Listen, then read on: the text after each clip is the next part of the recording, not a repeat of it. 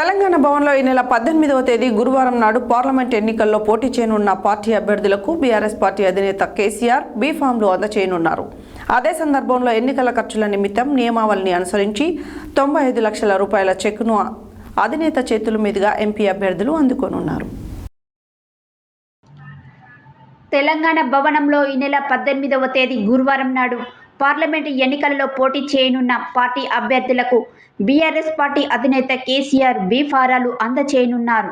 అదే సందర్భంలో ఎన్నికల ఖర్చుల నిమిత్తం నియమావళిని అనుసరించి 95 లక్షల రూపాయల చెక్కును అధినేత చేతుల మీదుగా ఎంపీ అభ్యర్థులు అందుకోనున్నారు. ఈ మేరకు అదే రోజు జరిగే సుదీర్ఘ సమీక్షా సమావేశంలో ఎన్నికల ప్రచారం తదితర వ్యూహాలకు సంబంధించి అధినేత సమగ్రంగా చర్చించనున్నారు. ఈ సమీక్ష సమావేశంలో ఎంపీ అభ్యర్థులతో పాటు పార్టీ ఎమ్మెల్యేలు, ఎమ్మెల్సీలు, మాజీ ఎంపీలు, ఎమ్మెల్యేలు, ఎమ్మెల్సీలు, పార్టీ జిల్లా అధ్యక్షులు, జెడ్పీ చైర్మన్లు, రాష్ట్ర పార్టీ కార్యవర్గ సభ్యులు, పార్టీ ప్రముఖులు పాల్గొంటారు. కాగా ఇటీవల అసెంబ్లీ ఎన్నికలలో కాంగ్రెస్ పార్టీ చేసిన వాగ్దానాలను నమ్మి మోసపోయామని చింతిస్తున్న తెలంగాణ ప్రజలు కేసీఆర్ నాయకత్వాన్ని తిరిగి కోరుకుంటున్న పరిస్థితి రాష్ట్ర వ్యాప్తంగా నెలకొన్నది.